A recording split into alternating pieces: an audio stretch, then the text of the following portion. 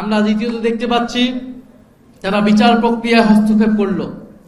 তারা কোনো কারণ ছাড়াই, কোনো অভিযোগ ছাড়াই ট্রাইব্যুনালের যিনি প্রসিকিউটর ছিলেন, চিফ প্রসিকিউটর, তাকে সরিয়ে দিলেন এবং বিচারে নানা ধরনের হস্তক্ষেপের কথা আমরা শুনতে পাচ্ছি। যারা ভিকটিম ছিল, যারা সাক্ষ্য দিয়েছে নিজে উৎসাহ থেকে, তাদেরকে নানাভাবে চাপ প্রয়োগ করা হচ্ছে এবং তারা নানান হুমকির মুখে আছে। ফলে আমরা খুবই সন্দিহান যে বিচার প্রক্রিয়াও সুষ্ঠুভাবে এই সরকারের আমলে হবে কিনা সেটা নিয়ে আমাদের মনে, জনগণের মনে সন্দেহ তৈরি হয়েছে। একটা বন্দোবস্ত প্রতিষ্ঠা করতে চাই যেখানে বারবার বাংলাদেশকে স্বৈরতন্ত্রের কবলে পড়তে হবে না। বাংলাদেশকে বারবার বাংলাদেশের ছাত্র জনতাকে রাজপথে এসে জীবন দিতে হবে না। এদেশের মানুষের বৈষম্য দূর হবে, এদেশের মানুষের অধিকার নিশ্চিত হবে, এদেশের স্বাধীনতা, সার্বভৌমত্ব এবং জাতীয় মর্যাদা নিশ্চিত হবে। বাংলাদেশ কারো তাবেদার রাষ্ট্রে পরিণত হবে না। এই ছিল আমাদের গণ অভ্যুত্থানের আকাঙ্ক্ষা এবং কমিটমেন্ট। এবং বাংলাদেশে এই গণ অভ্যুত্থানে সবচেয়ে বড় ভূমিকা রেখেছে বাংলাদেশের ছাত্র সমাজ। বাংলাদেশের এই জাতীয় ইতিহাস যদি আমরা দেখি, বাংলাদেশ বারবার যখন সংকটে পড়েছে, বাংলাদেশের মানুষের পক্ষে, এই রাষ্ট্রের পক্ষে এসে দাঁড়িয়ে দিয়েছে কারা? ছাত্ররা, বিশ্ববিদ্যালয়ের ছাত্ররা, স্কুল কলেজ মাদ্রাসার ছাত্ররা। কিন্তু বারবার ছাত্রদের সাথে প্রতারণা করা হয়েছে। আমরা 90-এর গণ অভ্যুত্থানে দেখেছি, 90-এর গণ অভ্যুত্থানে কিন্তু ছাত্ররাই সম্মুখ সারিতে থেকে স্বৈরাচারের পতন ঘটিয়েছিল। কিন্তু 90-এর গণ অভ্যুত্থানের পরে এই দেশের রাজনৈতিক দলগুলো ছাত্র সমাজের সাথে প্রতারণা করেছিল। আমরা একই জিনিস দেখতে পাচ্ছি 24-এর গণ অভ্যুত্থানেও।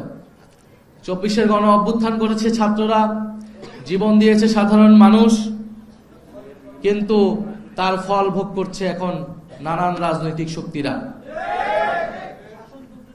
এবং আমরা দেখছি যে বাংলাদেশে আমাদের যে দাবিগুলো ছিল, সংস্কার, বিচার, অর্থনৈতিক লুটপাটের বিচার, ফ্যাসিবাদ এবং আধিপত্যবাদের কবর রচনা করা, সেই সব কিছুকে তোয়াক্কা না করে যারা সরকার দলে রয়েছে তারা জনগণের বিরুদ্ধে আবার অবস্থান নেওয়ার চেষ্টা করছে। যেদিন শপথ নেওয়া হলো, শপথের প্রথম দিনই আমরা দেখলাম তারা শপথ গ্রহণ করলেন না।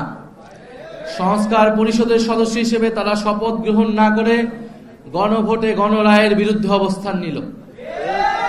যেখানে এই নির্বাচন হয়েছে, গণভোট হয়েছে, গণভোটে যে আদেশ, সে আদেশে স্পষ্টভাবে বলা আছে একই দিনে শপথ নিতে হবে। কিন্তু তারা আওয়ামী লীগের মতোই সংবিধানের দোহাই দিয়ে এই সংস্কার পরিষদের শপথ নেওয়া থেকে বিরত থেকেছে। যদি সংস্কার পরিষদের সদস্য হিসেবে তারা শপথ না নেয়, তাহলে এই জাতীয় সংসদের আসলে এক আনা মূল্যও নাই। কারণ বাংলাদেশের মানুষ আমাদেরকে ভোট দিয়েছে, গণভোটে হায়ের পক্ষে ভোট দিয়েছে সংস্কারের জন্য। এটা শুধু জাতীয় সংসদ হওয়ার জন্য নির্বাচন হয় নাই, এই নির্বাচন হয়েছিল সংস্কার পরিষদ হিসেবে এটাকে কার্যকর করার জন্য।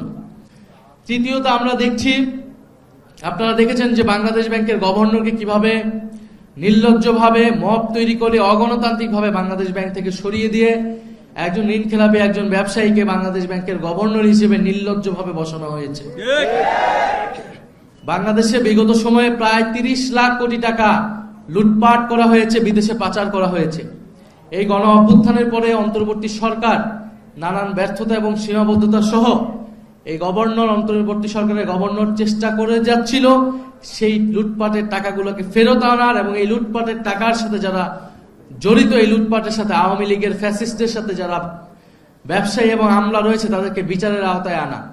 কিন্তু আমরা দেখছি সেই বিচার প্রক্রিয়াকে ভণ্ডুল করতে, ঋণ খেলাপিদেরকে আরো সুযোগ সুবিধা করে দিতে, আর্থিক লুটপাটের পথকে প্রশস্ত করতে বাংলাদেশ কেন্দ্রীয় ব্যাংককে দখলের একটা নির্লজ্জ চেষ্টা করলো সরকার দল। অথচ তারা এর আগে বলেছে তারা যখন সরকারে ছিল তারা কখনোই রাজনৈতিক বিবেচনায় বাংলাদেশ ব্যাংকে গভর্নর বসায়নি। ফলে যারা নির্বাচনের আগে একরকম কথা বলেছে, নির্বাচনের পরে একরকম কথা বলেছে। আমরা নির্বাচনের আগেই জনগণকে এই বিষয়ে সতর্ক করেছি। আমরা জানি জনগণ তাদের বিপক্ষেই ভোট দিয়েছিল। নানান ইঞ্জিনিয়ারিং করে তারা ফলাফলটাকে নিজেদের পক্ষে নিতে সক্ষম হয়েছে। সংসদে পরিকল্পিতভাবে 2/3 সংসদ সদস্য পদ তাদের নিজেদের আওতায় রেখেছে, যাতে তারা নিজেদের মতো আইন এবং বিচার তৈরি করতে পারে। যেরকমটা 2008 সালে আমরা দেখেছিলাম আওয়ামী লীগ একচেটিয়াভাবে বিরোধীদেরকে এক পাশে ঠেলে নিজেদের সংসদ করায়ত্ত নিয়ে সংবিধানকে নিজেদের মতো পরিবর্তন করে দেশকে নিজেদের মতো ভাবে পরিচালিত করেছে। আজকের সরকার দল তাদের কার্যক্রম আচার আচরণ দেখে মনে হচ্ছে তারা সেই পথেই হাঁটছে, সেই পথেই হাঁটার চেষ্টা করছে। আমরা খুব স্পষ্টভাবে বলেছি, বাংলাদেশে নতুন কোন স্বৈরতন্ত্রের উত্থান আমরা ঘটতে দিব না। গরমে দাপাদাপি, ঘরের চালের স্থায়ী সমাধান আনোয়ার সিমেন্ট শীট। উত্থান ঘটতে হলে আমাদের জীবনের উপর দিয়ে সেটা হতে হবে। ফলে সংস্কার প্রক্রিয়া বাস্তবায়ন হতেই হবে। যদি সংসদে না হয়, সেই লড়াই রাজপথে গড়াবে। আমরা সেই লড়াই রাজপথে গড়াতে চাই না। আমরা চাই মানুষ ভোট দিয়েছে, যেরকমই ফলাফল হয়েছে আমরা সেটা আপাততকালীন একসেপ্ট করে আমরা সংসদে গিয়েছি। সংসদে আলাপ আলোচনার মাধ্যমে আমরা এগুলার সমাধান করব। কিন্তু সংসদ অবশ্যই সংস্কার পরিষদ হতে হবে।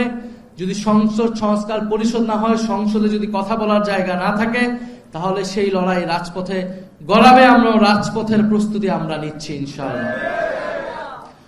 এবং আমরা খুব স্পষ্টভাবে বলবো, ট্রাইব্যুনালে যাতে কোনো ধরনের আর কোনো হস্তক্ষেপ না করা হয় এবং ট্রাইব্যুনাল যাতে নিরপেক্ষভাবে সুষ্ঠু বিচারের পথে চলে এবং যারা ভিকটিম, যারা সাক্ষ্য দিয়েছে, যারা ভিকটিম, তাদের নিরাপত্তার ব্যবস্থা করতে হবে অতি দ্রুত সময়ের মধ্যে। এবং আমরা দাবি জানাচ্ছি কেন্দ্রীয় ব্যাংকের এই গভর্নরকে সরিয়ে দ্রুত সময়ের মধ্যে একজন দক্ষ এবং যোগ্য, আপনারা আপনাদের পছন্দ অনুযায়ী দেন, কিন্তু দক্ষ, যোগ্য এবং সৎ ব্যক্তিকে বাংলাদেশ ব্যাংকের গভর্নর হিসেবে বসাতে হবে। কারণ আমরা আর কোনো লুটপাট, আমরা আর কোনো ঋণ খেলাপি, আমরা এই ধরনের বন্দোবস্ত দেখতে চাই না। আমরা চাই একটা জবাবদিহিতামূলক ব্যবস্থা। কেউই জবাবদিহিতার আওতায় আনবে না। কিন্তু বাংলাদেশের যে অর্থনৈতিক ব্যবস্থা এখন, যে ঋণ খেলাপি, যদি বাংলাদেশ ব্যাংক এইভাবে পরিচালিত হয়, বাংলাদেশ ব্যাংক যদি কোনো ধরনের জবাবদিহিতা ছাড়া দলীয় হস্তক্ষেপের মাধ্যমে পরিচালিত হয়, ব্যবসায়ীদের, ঋণ খেলাপিদের স্বার্থ সেখানে রক্ষা করা হয়, তাহলে বাংলাদেশ যে অর্থনীতি, সেই অর্থনীতির পরিবর্তন হবে না। বাংলাদেশ আরো খারাপ দিকে যাবে এবং জনগণ রাস্তায় নেমে আসতে বাধ্য হবে। ফলে আমরা চাই বাংলাদেশ একটি সামনের দিকে আগাবে। বাংলাদেশে রমজান মাস, দ্রব্যমূল্যের ঊর্ধ্বগতি হচ্ছে। নতুন সরকার হিসেবে আমরা এখনো ছাড় দিয়ে যাচ্ছি, আমরা এই বিষয়ে কড়া অবস্থান নিচ্ছি না। সামনে ঈদ আসবে, ঈদে যাতে যানবাহন সহ টিকিট ন্যায্য মূল্যে পাওয়া যায়, কোনো কালোবাজারি সেখানে না হয়, মানুষ যাতে নির্বিঘ্নে নির্ঝঞ্ঝাটে কোনো ধরনের সড়ক দুর্ঘটনাটা ছাড়া বাড়ি পৌঁছাতে পারে, ঈদ পালন করতে পারে, সেই ধরনের ব্যবস্থা নেওয়ার জন্য সরকারের প্রতি আমরা আহ্বান জানাবো। জাতীয় ছাত্র শক্তির প্রতি আমাদের শুভকামনা থাকবে, আমাদের আহ্বান থাকবে, আপনারা সারা বাংলাদেশে নতুন করে সংগঠিত হন। আপনারা আপনাদের শিক্ষা প্রতিষ্ঠানগুলোতে যাতে ঠিকভাবে পড়াশোনার কার্যক্রম পরিচালিত হয়, প্রশাসন যাতে নিরপেক্ষভাবে কাজ করে, বিশ্ববিদ্যালয়গুলো যাতে আবারও স্বৈরতন্ত্রের আঁতুড়ঘরে পরিণত না হয়, হলগুলো যাতে আবারও গণরুম, গেস্ট রুমে পরিণত হতে না পারে, সেটার দায়িত্ব কিন্তু জাতীয় ছাত্র শক্তির। জাতীয় ছাত্র শক্তির গণ অভ্যুত্থানের আকাঙ্ক্ষাকে ধারণ করে বাংলাদেশের শিক্ষার্থী সমাজের পাশে তাদের অধিকারের পক্ষে থাকবে। বিশ্ববিদ্যালয়গুলোতে, কলেজগুলোতে যাতে গণতান্ত্রিক পরিবেশ থাকে, কথা বলার অধিকার থাকে, সেটা নিশ্চিত করার দায়িত্ব জাতীয় ছাত্র শক্তির। এবং শহীদ পরিবারগুলোর পাশে আপনারা থাকবেন, আহত যোদ্ধাদের পাশে আপনারা থাকবেন। একটা কথা শোনা হচ্ছে যে পুলিশ হত্যার তদন্ত নাকি আবার করা হবে। জুলাই গণ অভ্যুত্থানের সময় সেই যে যুদ্ধ পরিস্থিতি, যদি বিচার নিশ্চিত করতে হয়, অবশ্যই আগে যারা জুলাই গণ অভ্যুত্থানে জুলাই যোদ্ধা যারা আহত হয়েছে, শহীদ হয়েছে, তাদের বিচার আগে নিশ্চিত করতে হবে। পুলিশ বাহিনীকে আমরা, সমগ্র পুলিশ বাহিনী কিন্তু দায়ী ছিল এই অপরাধের জন্য, এই গণহত্যা সংঘটিত করার জন্য। কিন্তু আমরা সমগ্র পুলিশ বাহিনীকে কাঠগড়ায় দাঁড় করিয়ে নেই। আমরা বলেছি যারা অভিযুক্ত ব্যক্তি শুধু তাদেরকে আমরা বিচারের আওতায় আনবো, আর পুরো বাকি পুলিশ বাহিনী যাতে সংস্কারের মধ্য দিয়ে জনগণের পক্ষের বাহিনী হিসেবে আবার কাজ করে। ফলে এই মীমাংসিত বিষয় নিয়ে যদি আবার বিতর্ক তৈরি করা হয়, তাহলে জনগণ বাধ্য হবে রাজপথে নামতে। দিয়েছি তো রক্ত, রক্তের বন্যায় ভেসে যাবে অন্যায়, ভেসে যাবে অন্যায়, সাইদ ওয়াসিম মুক্ত, শেষ হয়নি যুদ্ধ, সাইদ ওয়াসিম মুগ্ধ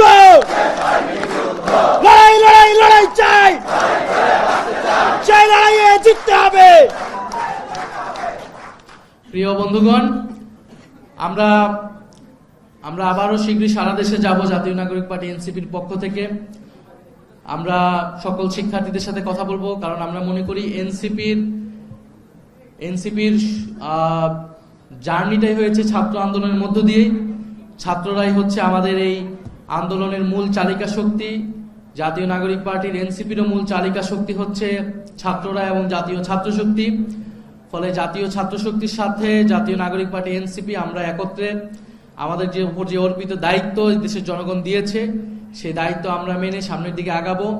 জাতীয় ছাত্র শক্তি বাংলাদেশের জনগণের পক্ষে সেই ভ্যানগার্ডের ভূমিকায় থাকবে, সেই প্রত্যাশা রইল। এবং